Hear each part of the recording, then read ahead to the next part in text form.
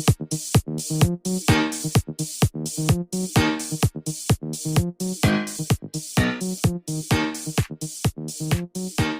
dok, terus ini selanjutnya tadi kan dokter mengatakan ya kalau sampelnya itu diambil dari feses.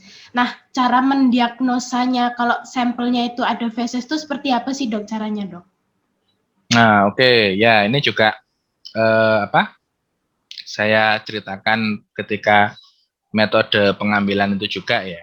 Ini karena ternyata ada challenge tersendiri ya atau tantangan ketika melakukan penelitian atau ngambil sampel di lapangan gitu ya istilahnya.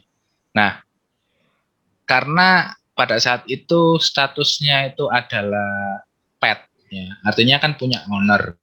Cuman kembali lagi tidak semua ownernya care ya. Jadi ketika kita periksa atau izin untuk mengambil sampel feses itu kadangkala ada yang enggak ready gitu ya, atau mayoritas kucing yang dirumahkan yang indoor ini model pemeliharaannya itu kan disediakan litter ya, litter box ya, pasir buat kucingnya pup itu ternyata juga ada yang beberapa tidak rutin dibersihkan gitu loh, sehingga tahu-tahu pas tim datang buat mengambil itu ternyata udah kering ya kan, di samping itu udah tertutup pasir semua.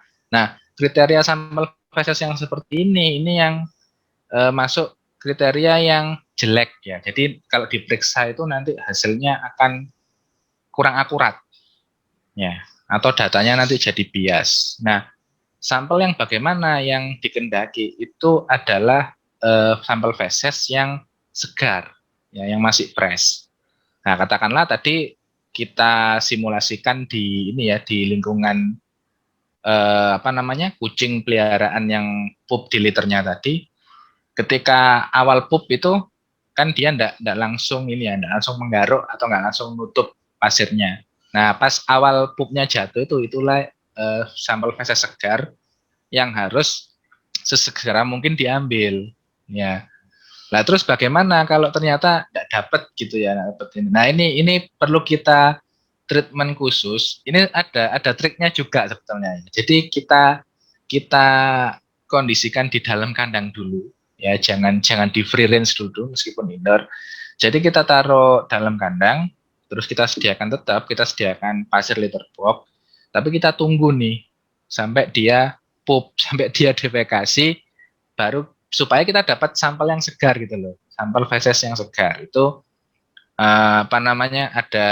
ada ini ya, ada kisah tersendiri. Jadi kita nunggu beberapa ekor kucing tadi itu untuk defekasi, baru diambil, dan ketika sudah dapat sesegera mungkin dibawa ke lab. Nah, di lab ini sudah masuk prosedur teknis pemeriksaan feses, di mana ketika kita periksa feses itu kita wajib ke arah mikroskopik ya, menggunakan mikroskop. Kenapa? Karena telur cacingnya kecil, nggak kelihatan mata. Nah, jadi gampangannya dari sampel feses yang segar tadi itu kita bikin suspensi gitu ya, kita larutkan ke dalam air, kemudian kita ambil beberapa tetes dan periksa di bawah mikroskop. Nah, itu nanti akan ketemu ada telur cacing atau enggak. Nah, kira-kira singkatnya seperti itu sih. Nah, itu kan untuk bagi kita sebagai, ya mungkin nanti sebagai praktisi, dokter praktisi lah. Untuk sebagai pemilik anabul sendiri, sebagai pemilik anjing atau kucing, selain dilihat dari feses ataupun muntah yang ada cacingnya itu, apakah ada gejala yang lain seperti perubahan perilaku atau perubahan pola makan, seperti itu dokter? Ya, itu ada, tapi tetap menurut saya itu masih masuk gejala umum ya. Tapi ada contoh, kalau tadi dikatakan perubahan perilaku, ya. Jadi semakin kita biarkan tanpa terapi, yang memang ternyata si kucing atau anjing tadi cacingan gitu ya, itu makin lama makin terjadi penurunan aktivitas. Ya, jadi kelihatannya lemes gitu aja. Jadi masuk poin letargi tadi. Lesu ya. Jadi malas-malesan lah. Karena dia kenapa kok terekspresi seperti itu? Karena dia merasakan sakit sebetulnya ya. Jadi di dalam perutnya itu ya, di dalam abdominal itu nyeri. Ya, kalian bisa bayangkan kalau ya perut kalian yang normalnya bersih gitu ya, ternyata ada isinya cacing dan cacingnya tadi aktif bergerak kan gitu kan. Cacingnya mulai aktif ya Bun kan gitu.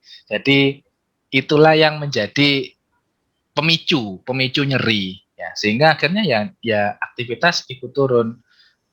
Nafsu makan ini kadangkala masih mau ya, karena tadi dia tetap butuh nutrisi yang banyak, apalagi nutrisinya sudah banyak yang hilang akibat diserap oleh cacing.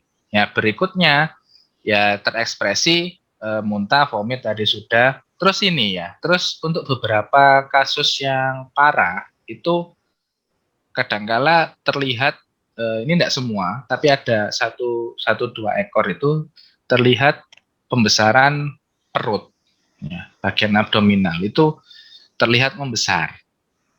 Kenapa? Karena isinya cacing. Ya, ini setelah diperiksa isinya cacing. Terus ini juga ketika penyakit berjalan parah, mukosanya ini semakin pucat.